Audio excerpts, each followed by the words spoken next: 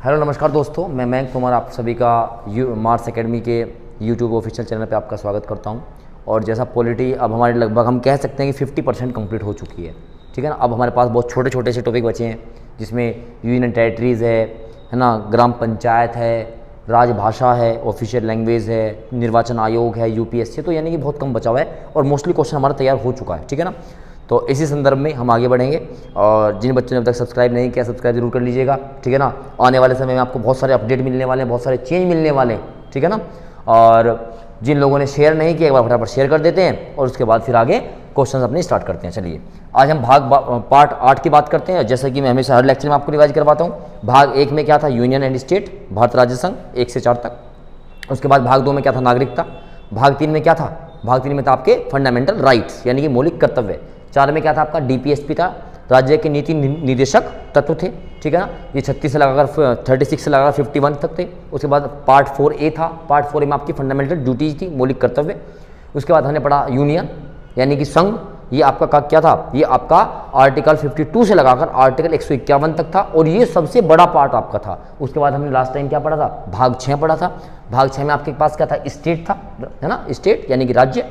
और जो आपका आर्टिकल कहाँ से, आर्टिकल आपका था ये बताएंगे एक बार, 152 से लगाकर 152 से लगाकर 237 तक, है ना, 152 से 237 तक। तुम कहोगे सर 238 कहाँ गया, भाई इसको हटा दिया गया था, है ना, इसलिए अब आपका पार्ट सीधा कौन सा आ गया, 8वां आ गया, ठीक है ना। 7वां पार्ट गायब हो गया, उसको हटा दिया गया था क्योंकि 5 में यूनियन, 6 में स्टेट, 7 गायब, कौन सा पार्ट आ गया, 8वां, ठीक है ना। चलेंगे तो 7वां पार्ट आपका हटा दिया गया था। तो 8वें में क्या है, यूनियन टेरिटरीज यानी कि संघ शासित क्षेत्र। जैसे दिल्ली है आपका पुदुचेरी है, आपका चंडीगढ़ है, आपका जम्मू कश्मीर है, आपका लद्दाख है, दमन दीव है, अंडमान निकोबार है। बोलो बात सही में आई कि नहीं आई। तो ये आपके क्या है, संघ शासित क्षेत्र हैं। इनका आर्टिकल कहाँ से कहाँ तक है, ये आर्टिकल 239 से लगाकर 241 यानी कि 3 आर्टिकल में आपकी किसकी बात की गई है, यूनियन टेरिटरी की बात की गई है। मेरी बात समझिएगा एक बार, इसको पढ़ने से पहले जो भी आपके यूनियन टेरिटरी होते हैं, केंद्र शासित प्रदेश होते हैं, इनका जो हेड होता है, इनका हेड हमारा राष्ट्रपति होता है। कौन होता है, राष्ट्रपति। तो इनको चलाने के लिए अब वो डायरेक्टली इनको नहीं चलाता, वो वहाँ पर एक लेफ्टिनेंट गवर्नर की नियुक्ति कर देता है। किसकी, लेफ्टिनेंट गवर्नर की। वे एजेंट होते हैं किसके, हमारे राष्ट्रपति के, ठीक है ना। तो जितनी भी पॉलिसी होती है, जो पॉलिसी मेकर होते हैं, जो वहाँ पर एडमिनिस्ट्रेशन होता है, वो in the supervision of the president, राष्ट्रपति के ही द्वारा लेफ्टिनेंट गवर्नर पे क्या किया जाता है, चालू किया जाता है। चलिए देखेंगे एक बार आर्टिकल 239 क्या कहता है, the administration of union territory will be run by the president of India, for that president will appoint an administration. यानी कि सारा का सारा प्रशासन जो है वो राष्ट्रपति के द्वारा चलाया जाता है और उसको चलाने के लिए जो राष्ट्रपति होते हैं वो एक प्रशासक को वहां पर नियुक्त कर देते हैं, जिसको हम क्या करते हैं, लेफ्टिनेंट गवर्नर कहते हैं। लेकिन एक मोस्ट इंपोर्टेंट है, ध्यान रखिएगा, by 69th constitutional amendment act 1991, 69वें संविधान संशोधन अधिनियम 1991 के द्वारा 2 आर्टिकल्स वर एडेड, 2 आर्टिकल जोड़े गए। क्या मोस्ट इंपोर्टेंट है, ध्यान रखिएगा। ये पूछेगा 69वां संविधान संशोधन अधिनियम किससे लागू था। आपके 2 स्टेट ऐसे हैं, 2 राज्य ऐसे हैं जहां पर क्या है, लेजिस्लेटिव असेंबली, विधानसभा है। एक दिल्ली है और एक पुदुचेरी है। इसका मतलब क्या है कि यहां पर मुख्यमंत्री चुना जाता है, यानी पुदुचेरी में मुख्यमंत्री है और दिल्ली में भी क्या है, मुख्यमंत्री, क्योंकि यहाँ की क्या है, विधानसभा है। तो ये 69वां संविधान संशोधन अधिनियम 1991 में बताता है कि इन 2 राज्यों में भले हैं ये यूनियन टेरिटरी, लेकिन यहाँ पर क्या होगा, मुख्यमंत्री होगा। चलेंगे 239B, lieutenant governor of Delhi, ठीक है ना, ऑर्डिनेंस भी लेके आ सकता है। आप देख रहे हो दिल्ली को लेकर कितनी मारामारी चल रही है मोदी जी के और केजरीवाल के बीच में, है ना, केंद्र सरकार और राज्य सरकार के बीच में, ठीक है ना, क्योंकि वहां पे लेफ्टिनेंट गवर्नर भी है और मुख्यमंत्री भी है और वो ऑर्डिनेंस लेके आ सकता है, ठीक है। इसके बाद दिल्ली को क्या बनाया गया, नेशनल कैपिटल टेरिटरी, राष्ट्रीय राजधानी क्षेत्र, ठीक है ना। इसको कभी कभी एनसीआर भी बोल देते हैं, नेशनल कैपिटल रीजन, एनसीआर, ठीक है। अच्छा जी, और दिल्ली का जो राज्यपाल होगा, जो एडमिनिस्ट्रेटर होगा, वो कौन होगा, लेफ्टिनेंट गवर्नर। देखो है मुख्यमंत्री भी, लेकिन चला कौन रहा है, उप राज्यपाल चला रहा है और इसी की ज्यादा चलेगी। अगर मुख्यमंत्री को कोई भी कानून बनाना होगा तो किसके पास जाएगा, लेफ्टिनेंट गवर्नर के पास जाएगा, ठीक है। चलेंगे आगे, भाग 9 बहुत इंपॉर्टेंट है। चलेंगे भाग 9 आपकी बात करता है लोकल गवर्नमेंट की। किसकी बात करता है, लोकल गवर्नेंस यानी कि स्थानीय स्वशासन। स्थानीय स्वशासन का मतलब आपके ग्राम प्रधान से लगाकर आपके ब्लॉक अध्यक्ष से लगाकर आपके जिला पंचायत अध्यक्ष तक, आपके नगर परिषद या नगर पालिका का जो चेयरमैन होता है, मैं मुजफ्फरनगर से पढ़ा रहा हूँ तो यहाँ पर नगर पालिका है तो इसके अध्यक्ष अभी इलेक्शन हुए हैं, और नगर निगम के मेयर तक, ठीक है। तो भाग 9 किससे संबंधित है? पंचायत से संबंधित है। किससे? भाग 9 पंचायत से संबंधित है। और आर्टिकल 40 में ग्राम पंचायतों का गठन बताया गया, the establishment of gram panchayat चलेंगे। और स्थानीय स्वशासन से मैंने आपको बताई 2 बात आती है, नगर पालिकाएं आती हैं जो आपकी म्यूनिसिपैलिटीज होती हैं, और आपका क्या आता है? पंचायत आता है, ठीक है। तो सबसे पहले बात करेंगे, थोड़ा सा हिस्ट्री में बता देता हूं कि 1882 1882 की बात है, लॉर्ड रिपन हमारे पास आए थे, इन्होंने सबसे पहले स्थानीय स्वशासन की घोषणा की थी। और जब हमारे पास स्वतंत्रता आ गई उसके बाद पहली समिति बनी, बहुत इंपॉर्टेंट है, 1956-57 में, जिसका नाम था बलवंत राय मेहता समिति। बलवंत राय मेहता समिति ने ये सुझाव दिया कि जो भारत है, भारत में 3 स्तर होने चाहिए इसके। पहला होना चाहिए ग्राम स्तर, है ना, ग्राम स्तर यानी कि विलेज लेवल। ग्राम स्तर के बाद आपका क्या होना चाहिए? ग्राम स्तर के बाद आपका होना चाहिए क्षेत्र स्तर, जिसको आप बोल सकते हो इंग्लिश में जो ब्लॉक लेवल होता है। और तीसरा आता है आपका डिस्ट्रिक्ट लेवल, जिसको आप बोलते हो जिला स्तर। तो बलवंत राय मेहता समिति आती है, ये 1956 की बात है, और ये 57 तक में अपनी रिपोर्ट देती है, और ये बताती है अगर हमको गांव तक पहुंचना है, विकास को पहुंचाना है, तो बलवंत राय मेहता समिति के अनुसार 3 स्तर पे हमारी क्या बनेगी? एक समिति बनेगी, ग्राम स्तर, क्षेत्र स्तर और जिला स्तर, ठीक है ना। बहुत इंपॉर्टेंट है बलवंत राय मेहता समिति। चलेंगे, इसके बाद क्या होता है? 1958 में नेशनल डेवलपमेंट काउंसिल का स्टार्ट हो जाता है, और ये सबसे पहले लागू करने वाला प्रथम पंचायत कहाँ बनती है? 2 अक्टूबर 1959, मोस्ट इंपोर्टेंट, और ये राजस्थान के नागौर डिस्ट्रिक्ट में बनती है। राजस्थान के नागौर डिस्ट्रिक्ट से, नागौर जिले से सबसे पहला पंचायती राज सिस्टम स्टार्ट हो जाता है। तारीख होती है 2 अक्टूबर 1959, और इसका उद्घाटन तत्कालीन भारत के प्रथम प्रधानमंत्री जवाहरलाल नेहरू के द्वारा किया जाता है। राजस्थान के बाद दूसरा स्टेट कौन सा था जिसने लागू किया? वो था आपका आंध्र प्रदेश। कौन सा था आपका? आंध्र प्रदेश। बोलो बात सही में आई कि नहीं आई? अब जाहिर सी बात है, जब ये बना दे तो इनके पास पावर भी होनी चाहिए। और मैंने आपको बताया था, जब मैंने आपको क्या पढ़ाया था, 11वीं अनुसूची है ना, 11th शेड्यूल और 12th शेड्यूल कि 73वां संविधान संशोधन 73 कॉन्स्टिट्यूशनल अमेंडमेंट एक्ट 1992 के द्वारा panchayat became the part of constitution of India.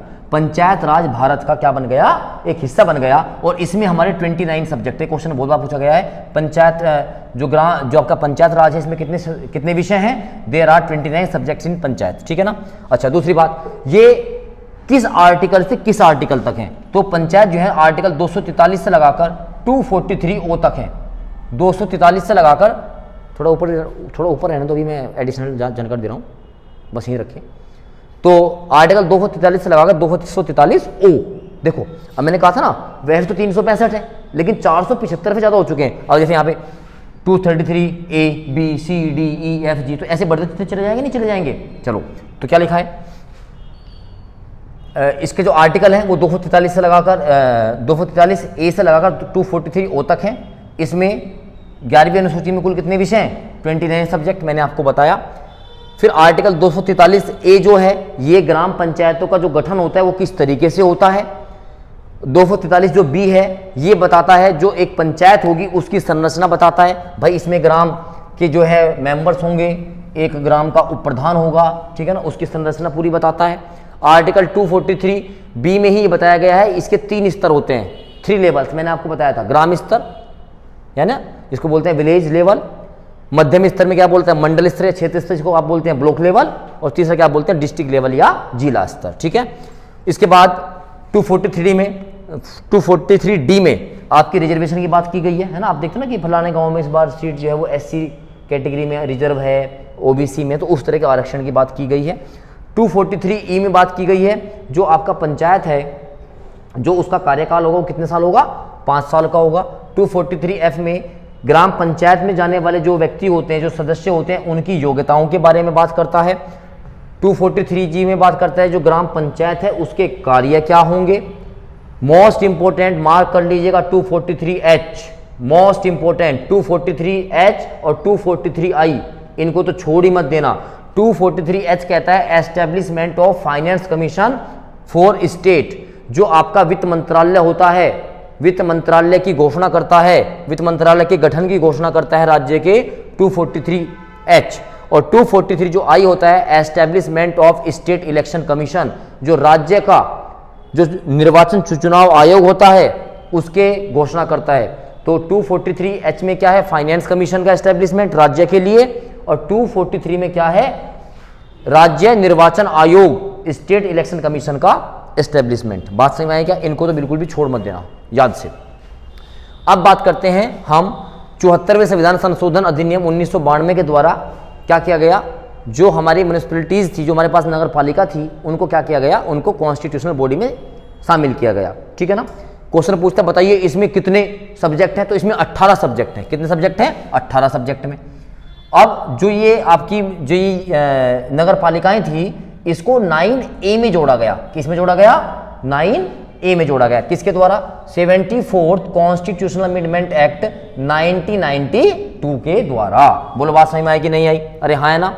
और इसके हम आर्टिकल की अगर बात करेंगे तो ये आर्टिकल 243P से लगाकर 243ZG तक है। कहां तक? आर्टिकल 243P से लगाकर आर्टिकल 243ZG तक है। ठीक है ना। तो ये थोड़ी सी बात आप नोट कर लेंगे। आर्टिकल 243P में क्या बताया गया है, इसकी संरचना के बारे में। इसमें भी 3 संरचना है। क्या? नगर पंचायत, नगर परिषद और नगर निगम। ठीक है, चलेंगे ऊपर। W 243W में वर्क ऑफ, देखो यहाँ पे W है, W का मतलब W से वर्क बन गया, तो इसके कार्य की बात की गई है। देखो ये बहुत इंपॉर्टेंट बात आगे मैंने आपको ये बताई थी। इसमें शेड्यूल 12 में कितने सब्जेक्ट हैं? 18 सब्जेक्ट हैं। और आपके शेड्यूल 11 में कितने सब्जेक्ट है? 29 सब्जेक्ट है। चलेंगे आगे। बेटा जब आप क्वेश्चन करोगे ना तब आपको पता लगेगा कि मयंक सर ने क्या पढ़ाया है। हम बहुत कम टाइम में जिन बच्चों का एग्जाम है उनके लिए काम कर रहे हैं, जो नए वाले बच्चे उनको भी हम दोबारा से अच्छे से समझा पा रहे होंगे। लेकिन जब क्वेश्चंस करेंगे तो आपको क्वेश्चंस के बारे में पता लगेगा कि हमने पढ़ा क्या है। ठीक है ना। बाकी जीएस का जो चलेगा लेक्चर वो तो आपको अलग ही मिलने वाला है। ठीक है ना, उसमें आपको कुछ समय लगेगा। अभी तो हम आपको ओवरव्यू दे रहे हैं, इसके अंदर इतना अच्छे से बता दूंगा। आप अगर कोई स्टेट का एग्जाम भी देने जाओगे ना, पीसीएस वगैरह का, तो आराम से आप कर सकते हो। ठीक है ना। ये आपको विश्वास करना पड़ेगा क्वेश्चंस देखने के बाद। ये नोट्स बनाने में बहुत ज़्यादा मेहनत हुई है। ठीक है ना। बहुत कम में बहुत आपको अच्छा पढ़ाया जा रहा है। चलिए अब हम बात करते हैं पार्ट 11 और पार्ट 12 की। ठीक है ना। पार्ट 11 और पार्ट 12 बात करते हैं relations between the union and the states, राज्य और केंद्र के बीच में संबंध किस तरीके से बनाए जाते हैं। ठीक है। तो 3 तरह के संबंध होते हैं। चलेंगे थोड़ा सा ऊपर। एक तो आपके विधायिका संबंध होते हैं, है ना, यानी कि जो आपके कानून बनेंगे। उसके बाद आपके एडमिनिस्ट्रेशन रिलेशन होते हैं, जो आपके प्रशासनिक संबंध होते हैं। ये आर्टिकल 245 से 255 तक चलते हैं। ये आर्टिकल 256 से 263 तक चलते हैं। और कुछ होता है आपके फाइनेंस, ये मोस्ट इंपोर्टेंट है, इंपोर्टेंट, इस पर मोस्ट इंपोर्टेंट मार्क कर लेना। ये आर्टिकल 264 से लगाकर 380 तक होगा, क्योंकि इसमें आर्टिकल 280 भी आएगा जो आपका फाइनेंस कमीशन की स्थापना करवाएगा। आर्टिकल 280 बहुत इंपॉर्टेंट है। ठीक है ना। ये क्या है? वित्तीय संबंध, यानी कि फाइनेंशियल रिलेशंस। ठीक है। चलेंगे तो आर्टिकल 264 से लगाकर 300 तक है। और इसमें 280 बेहद इंपॉर्टेंट आएगा, जिसमें हम किसी वित्त संस्थान की, वित्त आयोग की क्या करेंगे? गठन करेंगे। चलेंगे तो आर्टिकल 245 से बताता है parliament has the right to make laws for Indian union और एनी पार्ट ऑफ दैट, कि जो भारत की संसद है वो भारत के किसी राज्य या केंद्र शासित प्रदेश के लिए कानून बना सकती है। 245 पे एक बार मेरे कहने से स्टार लगा लो, मोस्ट इंपोर्टेंट है, ये आया है। 243 क्या कहता है? Distribution of power between union and states as per their list of the constitution, कि जो केंद्र है और जो राज्य है, लिखेंगे इसको, केंद्र और राज्य के बीच उनकी सूचियों के अनुसार शक्तियों का बंटवारा, उनकी सूचियों के अनुसार शक्ति का बंटवारा। चूंकि आर्टिकल 7 में, सॉरी शेड्यूल 7 में हमने बताया था 3 तरह की सूची होती है ना। Union list 100 subject, state list 61 subject, और आपकी क्या थी? कॉन्करेंट लिस्ट, जिसको आप समवर्ती सूची बोलते हो, उसमें कितने सब्जेक्ट थे आपके? 52 सब्जेक्ट थे। ठीक है ना। तो उसके हिसाब से शक्तियों का बंटवारा किया गया है। इसके बाद यूनियन लिस्ट की बात करेंगे, है ना। अब सही तो ये लिखा हुआ है, चलेंगे ऊपर एक बार। देखो सब चीजें कितनी अच्छी है, बार बार आपको रिपीट हो रही है। यूनियन लिस्ट कितनी? 100 सब्जेक्ट, स्टेट 61 और कॉन्करेंट लिस्ट 52। इस पे केंद्र सरकार कानून बनाएगी, इस पे राज्य सरकार बनाएंगी, इस पे दोनों मिलकर बनाएंगे। और किसी स्टेट की अगर केंद्र सरकार से बन नहीं रही है तो भैया फिर तो जो केंद्र सरकार चाहेगी वही कानून आपका बनेगा। ठीक है ना। आर्टिकल 280, इस पे आई लव यू लिख दीजिए। इस पे आई लव यू लिख दीजिएगा। ऐसे ही कोई एग्जाम होता है जिसमें ये आपकी प्रेमिका पूछी ना जाए या आपका प्रेमी पूछा ना जाए, बहुत इंपॉर्टेंट है फाइनेंस कमीशन, ठीक है ना। और देखो फाइनेंस से हर कोई प्रेम करता है, तो इसका प्रेम या प्रेमिका ही होगी। तो आर्टिकल 280 बताता है फाइनेंस कमीशन यानी कि वित्त आयोग, ठीक है ना। तो ये बहुत ज़्यादा इंपॉर्टेंट है। तो ये आर्टिकल कुछ बहुत इंपॉर्टेंट थे जो मैंने आपको बताए आर्टिकल 11-12 में। अब हम चलेंगे आर्टिकल 14। अच्छा, बहुत अच्छा पार्ट है। ये बताता है services under union and states, संघ एवं राज्यों के अधीन सेवाएं। आर्टिकल याद कर लीजिएगा। पहले भाग तो इसका पहले बात तो इसका जो पार्ट है वो बहुत ज़्यादा इंपॉर्टेंट है। ये भाग 14 में आता है। भाग 14 किससे रिलेटेड है? Services under union and states, संघ एवं राज्यों के अधीन सेवाएं।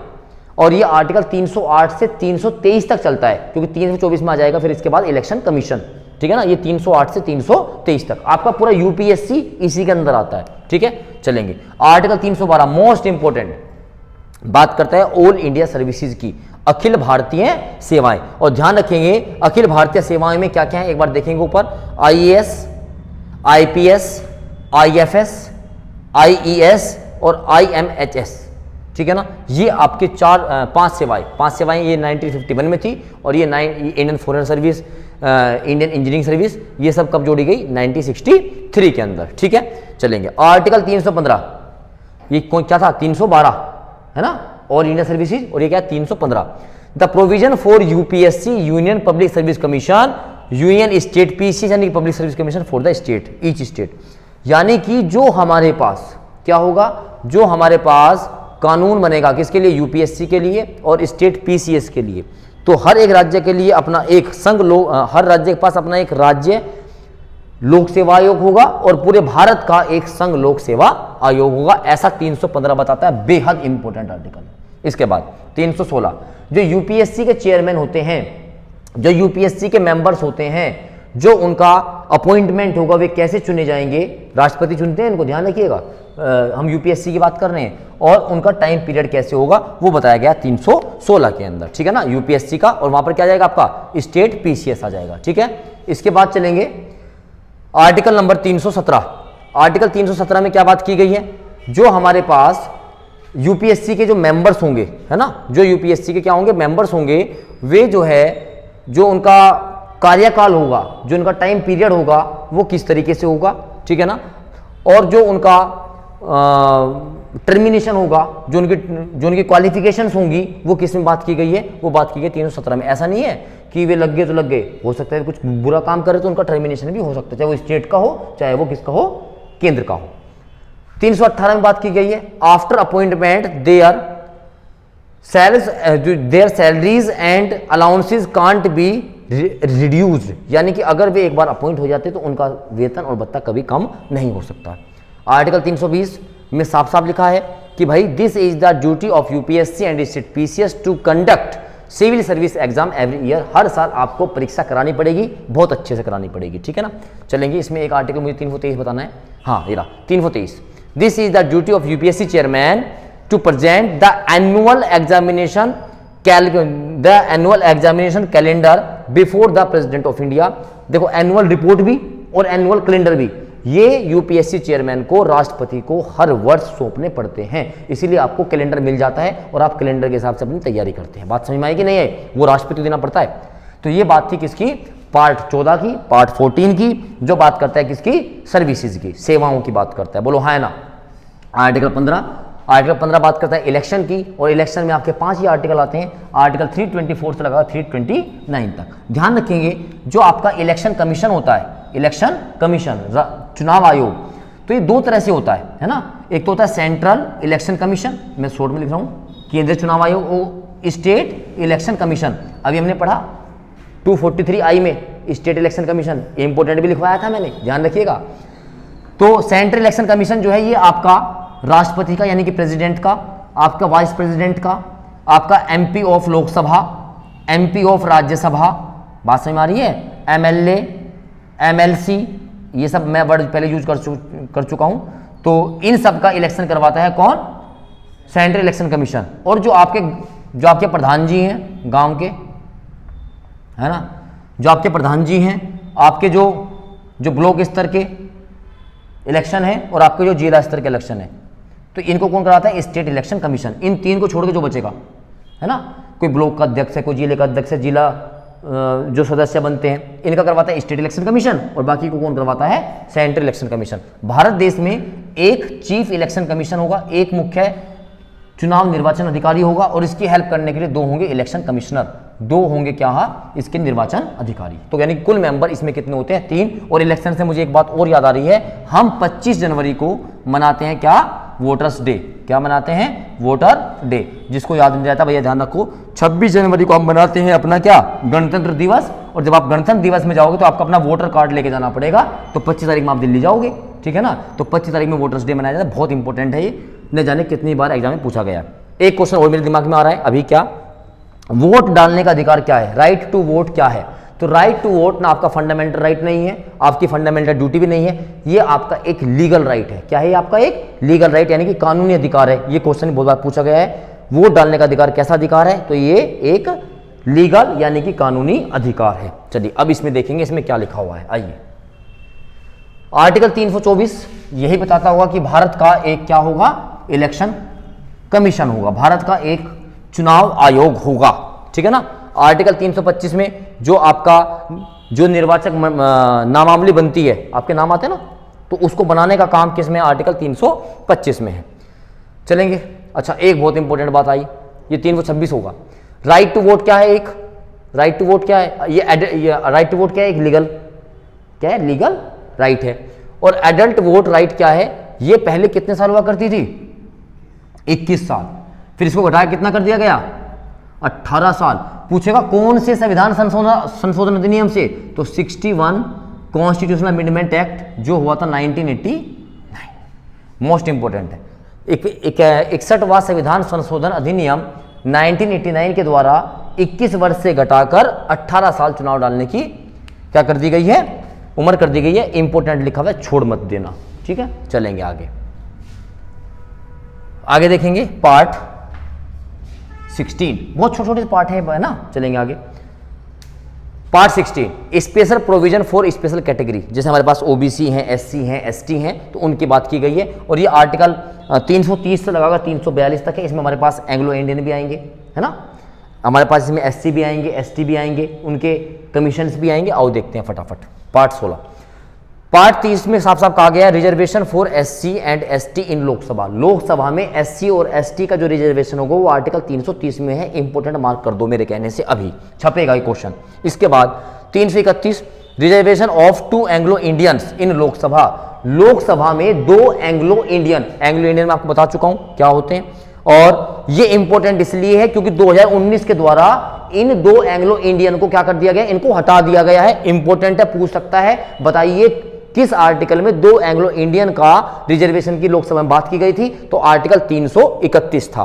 इसके बाद बात करते हैं आर्टिकल 332, ये बात करता है reservation for the SC and ST in legislative assembly, यानी कि जो आपकी विधान परिषद है, सॉरी जो आपकी विधानसभा है, विधानसभा में एससी और एसटी का जो आरक्षण होगा वो किस तरीके से होगा। कंप्यूटर जी थोड़ा ऊपर चलो, कहां सो रहे हो आप, नींद आ गई आपको, तो मैं इतनी तेज बोल रहा हूं उसके बाद भी। हाँ जी, हमने बात कहां तक कर ली बेटा, हमने बात कर ली है कहां तक, 332 तक, है ना। देखो दोबारा एक बार देखते हैं, 330 में क्या था, लोकसभा में एससी एसटी। 331 में क्या है, एंग्लो इंडियन, लोकसभा में। 332 एससी एसटी किसमें, विधानसभा में, ठीक है ना। तो 332 तक हमारा हो चुका है।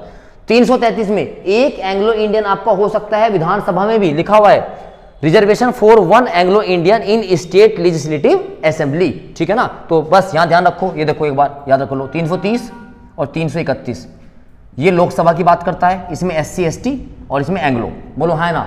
332 और ये 333, ठीक है ना। इसमें एससी एसटी, इसमें कौन, एंग्लो। लेकिन ये किसकी बात कर रहा है, स्टेट की। किसकी बात कर रहा है, स्टेट की। यहां एंग्लो इंडियन कितने हो सकते थे, 2, जिसको 2019 में क्या कर दिया गया, खत्म कर दिया गया। और यहां पर एंग्लो इंडियन कितने हो सकते हैं, 1, ठीक है ना। बहुत मोस्ट इंपोर्टेंट है ये क्वेश्चन, जो कि तो छपेंगे, आप ध्यान रखना। इसके बाद बात करते हैं आर्टिकल 334, ठीक है ना, duration of the reservation of SC and ST in Lok Sabha and legislative assembly, यानी कि लोकसभा और आपकी विधानसभा में जो एससी और एसटी हैं उनका जो रिजर्वेशन है उनका ड्यूरेशन क्या रहेगा, आपको पता है 10 साल में इनको बढ़ा दिया जाता है। तो इनके लिए आपको संविधान संशोधन तो करने पड़ेंगे, ठीक है ना, उसकी बात की गई, इतना इंपॉर्टेंट भी नहीं है। 335 में reservation for SC and ST in post, जो आपका पोस्ट होती है उसमें SC ST की रिजर्वेशन की बात की गई है। उसके बाद बात करेंगे 338 reservation of A national commission. भाई साहब मोस्ट इंपोर्टेंट, ध्यान रखिएगा, 338 ए और 338 बी बेहद इंपोर्टेंट है। 338 में साफ साफ कहता है कि SC ST का एक राष्ट्रीय आयोग होगा, a national commission for SC and ST, national commission for SC and ST। में जहां इंपोर्टेंट कह रहा हूं ना, लिखते हुए चलिएगा। और ये SC और ST का जो कमीशन है ये आप पढ़ते हैं आर्टिकल 338 में, और इसमें कुल मेंबर कितने हो सकते हैं? 7। इसमें कुल मेंबर कितने हो सकते हैं? 7, ये लिखा हुआ है, कुल मेंबर कितने हो सकते हैं? 7।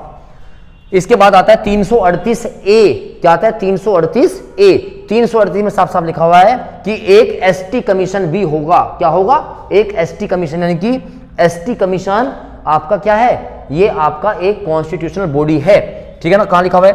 और हाँ, ये कब जोड़ा गया? ये इंपॉर्टेंट है। ये 89th कॉन्स्टिट्यूशनल अमेंडमेंट एक्ट 2003 में जोड़ा गया है, मोस्ट इंपोर्टेंट है। और ये आर्टिकल कहां? 338 ए में है। और इससे ज्यादा इंपोर्टेंट है वो है OBC commission, other backward caste commission, क्योंकि ये संविधान संशोधन 102 हुआ था, 102 कॉन्स्टिट्यूशनल अमेंडमेंट एक्ट, 102वां संविधान संशोधन अधिनियम। और ये रिसेंटली आपका 2018 में हुआ है। किसमें हुआ है? 2018 में। तो 338 में SC, 338 ए में ST और 338 बी में OBC। और ये कब हुआ? 102 संविधान संशोधन अधिनियम। और आपको पता होगा 101 संविधान संशोधन अधिनियम किसके से था? GST से था। किससे था? GST से था। और 100 नंबर का संविधान संशोधन क्या था? जिसमें भारत और बांग्लादेश के बीच में कुछ गांवों का बंटवारा हुआ था, वो हमने अपनी प्रॉब्लम को सोल्व किया था, है ना? मोदी जी और शेख हसीना के बीच में वो हमारा एग्रीमेंट हुआ था, ठीक है? मोस्ट इंपोर्टेंट था। आगे देखेंगे article 340 special provision for the reform of the development, ठीक है ना? इसमें जिसमें OBC का 27% रिजर्वेशन आपको पता है, SC का कितना होता है? 15% होता है, और ST का कितना होता है? 7.5% होता है, ठीक है ना? इसके बाद 341 SC list of A state, एक राज्य की SC लिस्ट होगी। ऐसे 342 में क्या है? ST list of A state, एक राज्य की ST लिस्ट भी होगी।